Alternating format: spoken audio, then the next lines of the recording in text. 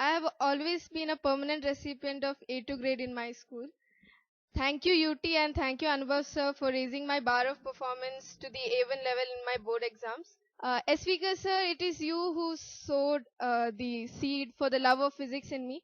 I would like to pursue science and specialize in physics. I would also like to thank Vashi branch coordinator Meena ma'am for her strongly worded reapproaches. Maths used to be like a monster to me, and Biju sir has really helped me overcome my fear and pass with flying colors. Agree with all the people who speak about the quality and pattern of teaching in UT, but I like to throw upon some light on the other things which nobody speaks generally.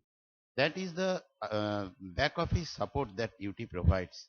I have witnessed that. I have reached them at very odd hours, at odd time situations, and whenever I went there, they give me full support. Whatever I wanted, any information, any papers, checked out paper, return,